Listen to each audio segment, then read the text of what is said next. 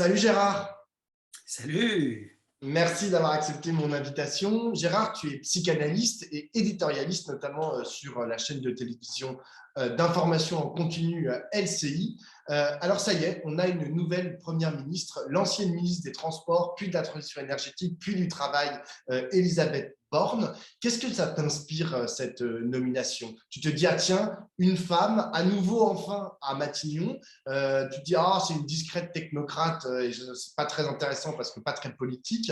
Ou est-ce que tu te dis, oh là là, c'est celle qui a porté la réforme du chômage, la réforme des retraites pour les cheminots et qui a refusé le RSA jeune? Ou tout ça à la fois d'ailleurs.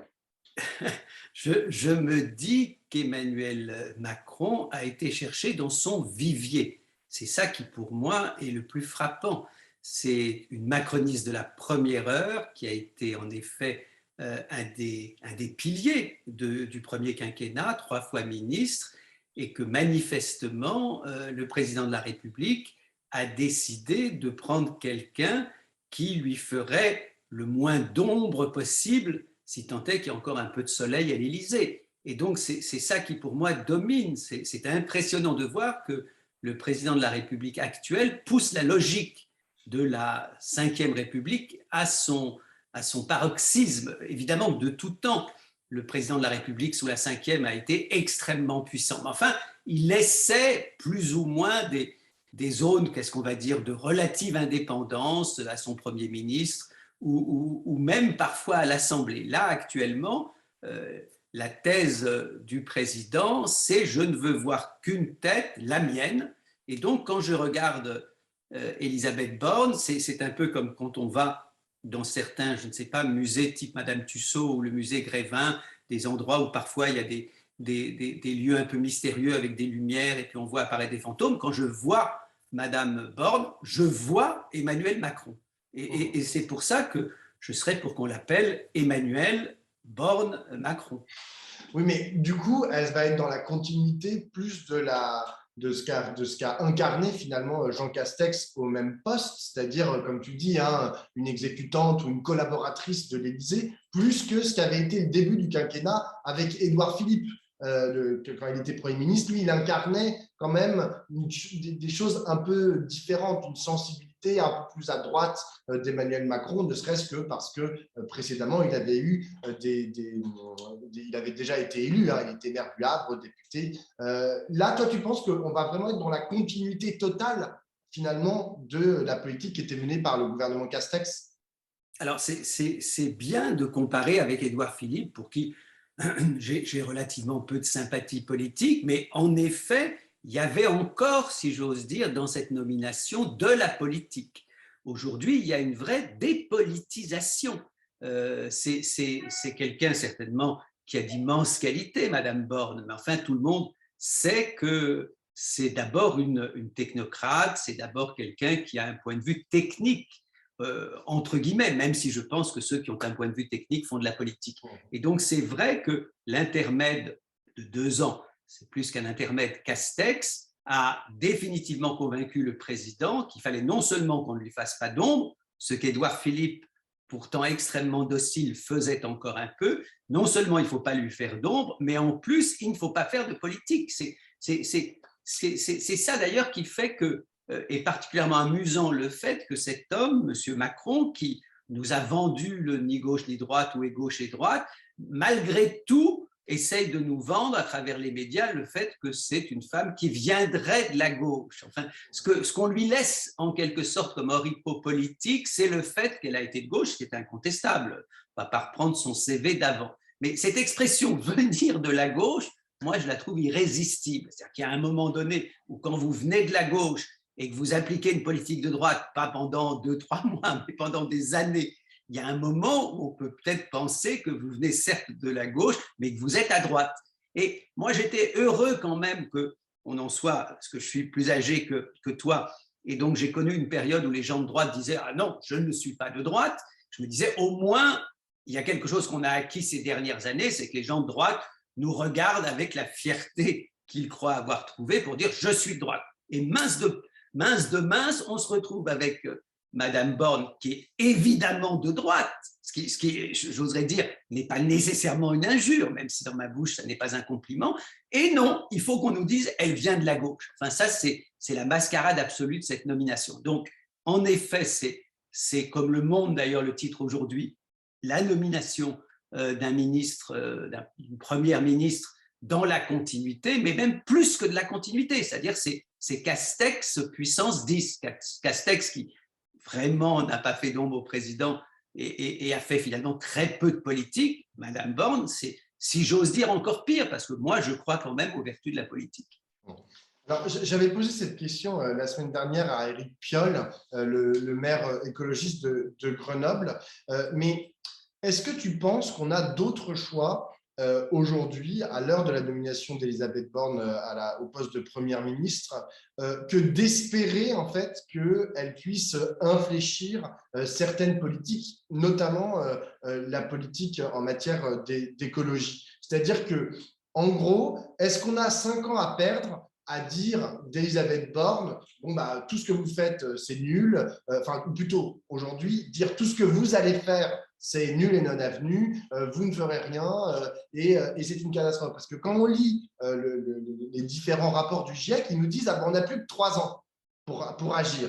C'est-à-dire, ouais. En gros, bah, dans 5 ans, on sera après ces 3 ans. Donc, est-ce qu'on a d'autres choix que d'espérer finalement qu'Elisabeth Borne puisse faire quelque chose, puisse réorienter une partie de notre économie en ayant en tête, par exemple, la transition énergétique et écologique? Un jour qu'on posait à Lacan, le psychanalyste Jacques Lacan, l'une des 3 célèbres questions de Kant, à savoir que m'est-il permis d'espérer, Lacan répondait « espérez ce que vous voulez ». Bon. Donc, je ne vais pas désespérer Billancourt, comme on le disait à mon époque, je ne vais pas désespérer les gens, mais enfin, si tu me demandes mon avis, je crois pour le coup, moi qui suis en général mauvais pour les pronostics, je crois pour le coup qu'il n'y a strictement rien à espérer. C'est-à-dire que moi, je crois aux logiques, et le président de la République a une logique qui l'amène à avoir finalement très peu de marge de manœuvre. Vous savez, souvent, on confond le pouvoir et la marge de manœuvre. Il a beaucoup de pouvoir, incontestablement, c'est ce que lui donne notamment la Ve République, et très peu de marge de manœuvre. Évidemment que ça sera un gouvernement de droite, évidemment que ça sera une politique de droite, et tout ce qu'il n'a pas fait pendant 5 ans, il n'y a strictement aucune raison pour qu'il le fasse les 5 ans qui viennent. Alors, maintenant, je n'exclus pas qu'il y ait quelques bonnes nouvelles, pourquoi pas.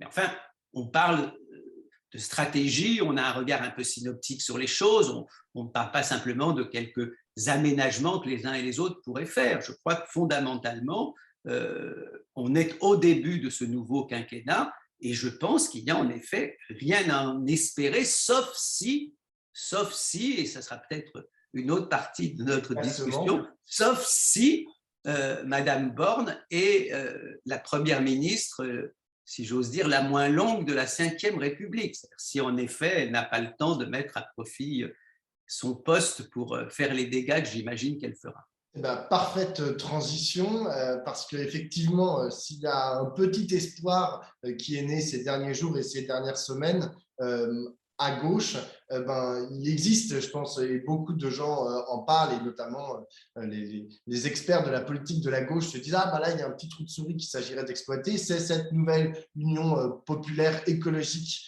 et sociale avec le Parti socialiste, la France insoumise, le Parti communiste et Europe Écologie Les Verts. Franchement, pendant plusieurs semaines, on n'a parlé que de ça dans les médias, ce qui est quand même assez rare, hein, qu'on parle que de la gauche dans les médias. Est-ce que ça peut vouloir dire que derrière, il y a aussi une dynamique populaire? Alors, je ne sais pas s'il y a ce qu'on appelait à la grande époque une dynamique populaire. Ce qui est sûr, c'est que cette NUPES est un événement majeur de la Ve République. Ce qui était impossible avant, devenant possible après, avant l'élection, devenant possible après, c'est vrai que ça nous confronte tous à quelque chose sur quoi nous n'aurions pour le coup pas parié 10 centimes. Moi-même d'ailleurs, si on m'avait dit que la NUPES comprendrait le Parti socialiste, j'aurais éclaté de rire. Ça renvoie à mon côté, très mauvais pronostiqueur. Donc évidemment que c'est un événement absolument incroyable et c'est un événement qui bouleverse la donne. Alors jusqu'où la bouleversera-t-il? Je ne sais pas, mais en tout cas, si on s'intéresse à la politique, ce qui est mon cas, et si on aime quand même qu'il y ait un peu de surprise, je ne vais pas dire un peu de chienlit comme je ne sais quel site réactionnaire le titrait récemment, si on aime effectivement le mouvement, si on aime que les choses ne soient pas figées, c'est évidemment de ce côté-là que ça se passe. Et je dois dire que pour moi qui ai connu la politique d'une grande partie de la Ve République, c'est vrai que je trouve qu'il y a quelque chose d'aussi singulier que l'était l'union de la gauche des années 70, mais enfin qui a mis des années à s'installer, enfin pas tout à fait 10 ans, mais en tout cas entre la création du Parti socialiste au début des années 70 et la victoire de l'union de la gauche 10 ans plus tard, il y a eu une décennie. Donc là, c'est vrai que la rapidité avec laquelle tout ça s'est passé nous donne le sentiment qu'il se passe là quelque chose d'incroyablement, tu me permettras d'utiliser cette expression, prometteur. Alors, c'est intéressant parce que tu as quand même beaucoup mis l'accent là dans ce que tu viens de dire, dans ton intervention, sur le Parti socialiste. Elle dit, genre, moi, vraiment, j'aurais jamais parié que dans cette alliance, il puisse y avoir le Parti socialiste. Justement, est-ce que tu penses que cette composante social-démocrate, socialiste, elle est importante. Enfin, en fait, quelle place elle peut avoir en fait dans cette alliance? Et plutôt, est-ce que tu considères qu'il peut y avoir dans la NUPES de la place pour des réformistes de gauche? Alors, si tu me permets de faire un petit saut dans l'histoire, avant Mitterrand, disons avant la création du Parti socialiste au début des années 70, les socialistes ont été très souvent infréquentables dans leur histoire. Quand j'étais jeune étudiant, je me souviens que nous avions même un slogan visant un ancien ministre socialiste dont le nom ne te dira peut-être rien, ou en tout cas pas grand-chose à ceux qui nous regardent, qui était Jules Mock. Nous crions contre Jules Mock, matraqueur des ouvriers, qui avait été effectivement un ministre comparable à Castaner, socialiste. Donc, on peut se rappeler que Guy Mollet, ancien patron des socialistes, a voté immédiatement pour De Gaulle, à la différence de Mitterrand. Donc, il y avait, avant Mitterrand, des socialistes, on va dire, de droite, des socialistes qui n'étaient pas du tout supportables. Et Mitterrand lui-même, après tout, y compris comme ministre de l'Intérieur, n'a pas eu quand même que des mérites à recevoir. Je ne vais pas reprendre l'histoire. Donc, Mitterrand a réussi à changer un peu la nature provisoirement, mais enfin quand même peut-être pendant plusieurs décennies, des socialistes. Chasser le naturel, il revient au galop. Grâce à Hollande et Valls, les socialistes ont redécouvert, si je puis dire, même si ce n'était pas les mêmes avec les années, ils ont redécouvert quelque chose qui était en eux, à savoir d'être pas si loin des hommes de droite. Ce que fait Mélenchon aujourd'hui, c'est qu'il permet à un certain nombre d'entre eux de retrouver ce qu'il y a, à mon avis, de meilleur dans les socialistes, de retrouver justement une dimension de gauche. Il y avait une dimension de gauche et une dimension de droite.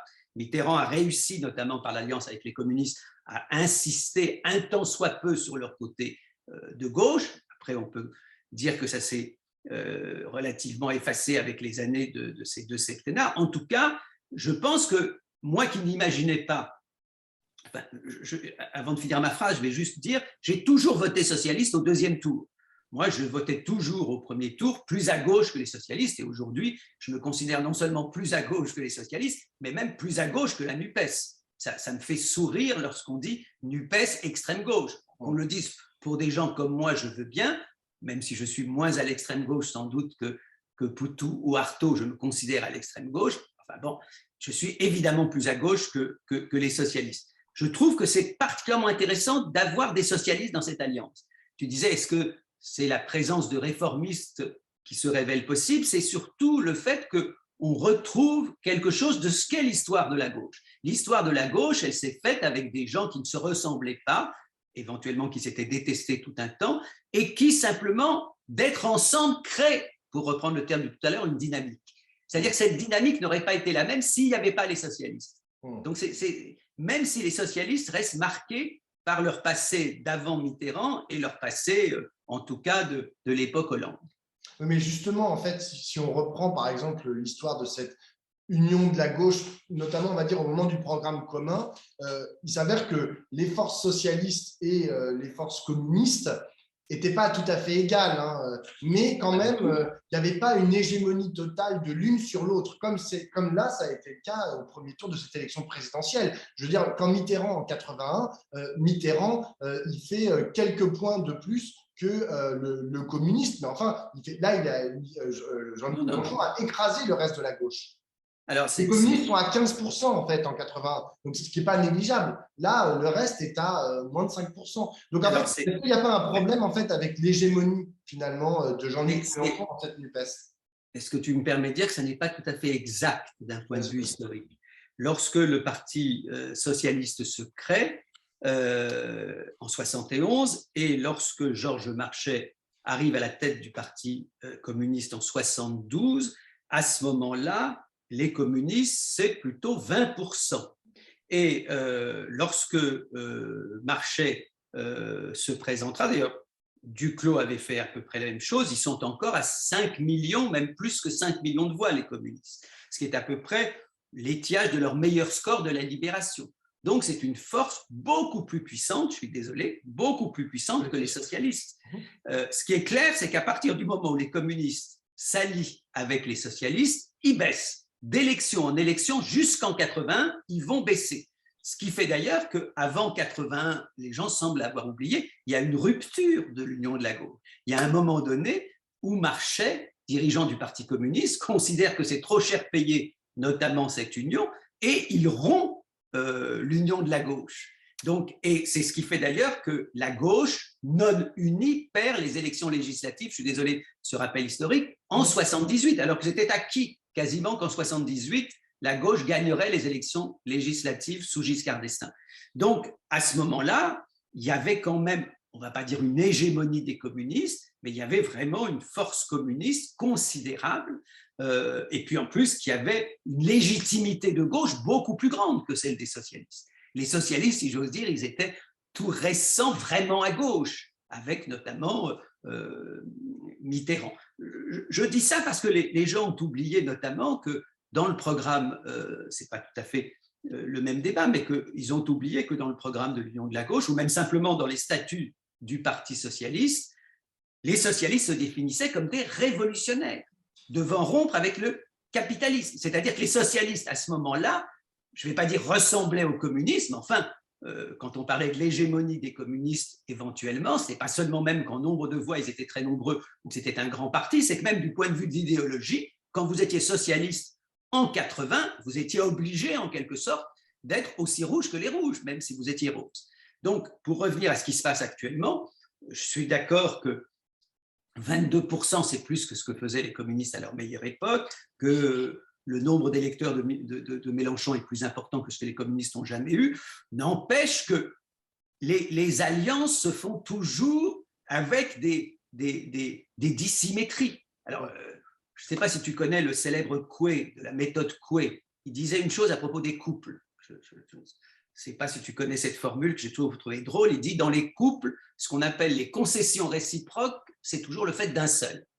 C'est une des rares phrases amusantes qu'il ait prononcées. Je trouve ça très juste. C'est-à-dire que dans les alliances, y compris au-delà des alliances matrimoniales, il y a toujours des différences. C'est jamais vrai qu'on est à 100% sur le même plan, que c'est toujours l'égalité absolue. La question, c'est qu'est-ce qu'on fait une fois qu'on s'allie avec l'autre, même si l'autre est plus faible, ou même si ça change au sein de l'union. L'important, c'est qu'on soit suffisamment d'accord sur les principes. Donc moi, ça ne me pose aucun problème, certes parce que je suis plus proche des insoumis et des socialistes, mais ça ne me semble même poser aucun problème à la NUPES, qui est ce décalage. C'est même parce qu'il y a ce décalage que l'union a été possible.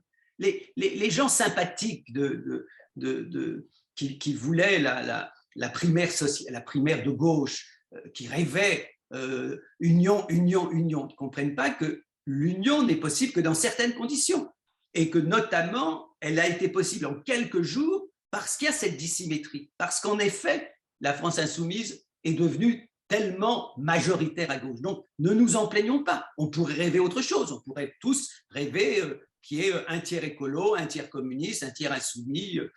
Et je vais oublier, et puis Bon, en fait, j'aurais dû dire 25% socialistes, 25% écolo, 25%, Mais donc, etc.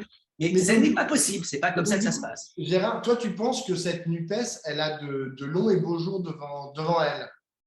C'est-à-dire que c'est pas juste une alliance circonstancielle pour les élections législatives. Parce que ce que tu m'as dit aussi là sur les communistes et les socialistes dans les années 70, c'est que tu m'as dit les socialistes, ils étaient plus rouges que rouges. C'est-à-dire que, enfin, ils essayaient en tout cas Oui, de faire amende honorable et de dire nous aussi on est de gauche. Là, c'est pas exactement le même parti socialiste, c'est pas exactement le même parti écologiste, c'est pas exactement le même parti communiste. Enfin, je veux dire, je vois pas trop en fait quels sont véritablement les fondements au-delà du programme, même les fondements de projet qui pourrait y avoir en commun en fait et qui pourrait faire que l'alliance en fait se constitue et comment on dit fasse florès plus loin que pour les législatives. alors est-ce que je me permettrais de dire une des maximes de ma philosophie personnelle, c'est à chaque jour suffit sa peine. Donc, stratégiquement, je suis pessimiste, tactiquement, je suis optimiste. Donc, si tu vas un peu plus loin, je te dirais non, tout ça va se péter la gueule. Je n'en doute pas. Profitons du moment présent. Profitons de la possibilité qu'à la gauche de revenir aux affaires. Profitons du fait que le SMIC sera peut-être augmenté, qu'il y aura peut-être la retraite à 60 ans, etc., etc. Je suis mauvais, je te l'ai dit, pour les diagnostics et les prospectives. Donc, si tu veux me projeter plus tard, mais enfin, je sais pas, tu sais, parfois, quand on est psychanalyste, on voit des patients obsessionnels qui arrivent et qui disent, par exemple, j'ai rencontré, je pense à un patient que je cite de temps en temps, sans donner quoi que ce soit de son identité, qui dit, je viens de rencontrer une femme, elle est formidable, elle est belle, elle est intelligente, elle correspond absolument à ce que j'ai envie d'aimer chez une femme, mais je me dis, oui, mais dans 10 ans ou dans 15 ans, elle sera moins jeune, elle sera moins belle, sans doute on sera engueulé un certain nombre de fois, donc à quoi bon tomber amoureux d'elle aujourd'hui, puisque dans 10 ou 15 ans? Non, mon vieux, ce que la psychanalyse apprend, c'est qu'il y a un sentiment d'urgence qu'il faut avoir. Donc, si tu veux me projeter dans l'avenir, je serai sombre. Tu as vu qu'aujourd'hui, je suis de bonne humeur, parce que cette alliance, je crois en tout cas, sur ce quinquennat-là, qu'elle a vraiment de l'avenir. Que ce quinquennat, notamment si Mélenchon devient Premier ministre, il se passera des choses dont nous nous réjouirons. C'est ça qu'il faut expliquer aux gens qui hésitent toujours avant de voter. On ne pense pas que le vote va changer radicalement les choses. N'empêche que quand la gauche arrive au pouvoir en 81, toi aujourd'hui, tu n'as connu que la 5e semaine de congé payé. Moi, j'ai connu la 4e semaine de congé payé. Et si j'avais été plus vieux, j'aurais connu même la semaine de 60 heures, etc., etc. Donc, profitons aussi des choses qui viennent. Je pense que si la gauche arrive, cette alliance tiendra le coup pour faire un certain nombre de mesures extrêmement positives. Qu'est-ce que tu veux que je te dise? Ça suffit à mon bonheur actuellement. Alors, j'ai une dernière question, Gérard, pour surajouter à ton bonheur présent. C'est peut-être la fébrilité d'une partie de la droite vis-à-vis de ce qui est en train de se passer à gauche. Hier, sur le plateau de C'est à vous, tu as répondu à la conseillère municipale de Montrouge, qui est assez proche de La République En Marche, Juliette Méadel, qui expliquait, quant à l'affaire Tahabouaf, qu'il y avait une volonté de protéger, de la part de la France insoumise, leur formation politique plutôt que de défendre les femmes. Il y a aussi tous ceux qui nous expliquent à grand fort d'arguments, souvent de merde, hein, parce que genre, ça part dans tous les sens et sans vraiment de fondement, que Jean-Luc Mélenchon est une sorte de fou furieux proche de Vladimir Poutine. Ça témoigne de quoi ce qui est en train de se passer? Toi, tu vois cette fébrilité? Est-ce que ça aussi, c'est un peu, je suis désolé, mais c'est un peu jubilatoire de les voir tous là sortir? On a vu en Clément Beaune dans Libération aussi expliquer que la désobéissance au traité, c'était je ne sais pas combienième plaie d'Égypte. Enfin, c'est très spécial ce qui est en train de se passer et toute l'attention est focalisée sur cet accord de la NUPES. Alors, puisqu'on a évoqué tout à l'heure, je me suis permis de parler un peu d'histoire. Je rappelle aux plus jeunes que lorsque la gauche allait arriver au pouvoir en 81, il y avait un certain nombre de gens qui disaient sérieusement que d'ici peu, on aurait les chars russes sur les Champs-Élysées. Parce qu'à l'époque, les communistes étaient quand même encore liés à l'Union soviétique, on était bien avant la chute du mur. Ils disaient ça. Et il y a eu donc une folle dinguerie anti-union de la gauche. Et à chaque fois, on essayait de coincer Mitterrand sur le thème quoi, il va y avoir des ministres communistes. Donc on revoit la même chose, cette panique qu'on peut considérer jubilatoire quand on est de gauche, parce que c'est mieux que les sondages de les voir aussi inquiets. Et le président de la République lui-même désigné comme ennemi Mélenchon. C'est quand même formidable, c'est que ce président qui a été élu pour faire barrage à l'extrême droite, une nouvelle fois, pas seulement, mais en grande partie pour ça, finalement à peine élu, et alors que pendant 15 jours, moi j'étais ravi, on me regardait comme électeur de gauche avec les yeux de Chimène. J'étais quelqu'un de précieux, j'avais les mêmes valeurs que M. Ferrand, je pouvais effectivement être respecté par M. Castaner, et puis là, nous redevenons les hommes au couteau entre les dents, ou les femmes et les hommes. C'est vrai que c'est jubilatoire, la panique de leur côté, la couverture du poing, enfin, qui rivalise avec celle de valeur actuelle, l'autre Le Pen, enfin, on tombe à la renverse. Ils n'ont jamais dit ça de Ciotti, qui mériterait quand même qu'on dise l'autre Zemmour, et ils disent ça de Mélenchon. Donc, c'est vrai que c'est le signe d'un affolement.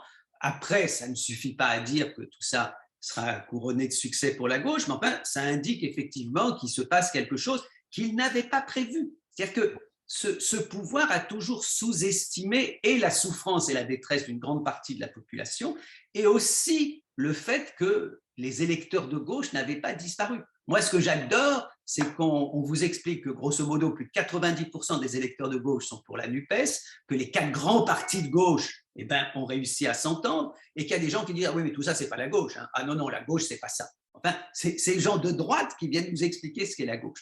Au moins, on comprend avec leur panique qu'en effet, c'est bien la gauche qui leur a toujours fait peur. La gauche qui leur fait peur, c'est là, parce que la gauche risque d'arriver au pouvoir. Donc, profitons de ce moment-là et ne partons pas en plus avec l'idée que Mélenchon ne peut pas être Premier ministre. Chaque fois que je fais des émissions, on dit, bon, ça, on sait que ça n'est pas possible. Qu'est-ce que vous en savez? Je trouve que rappeler, si tu m'autorises, que M. Macron a eu la majorité absolue avec 32%, je crois, des voix, et qu'actuellement on pronostique 34% pour la NUPES, ça a de quoi inquiéter effectivement le point et les autres affidés du macronisme.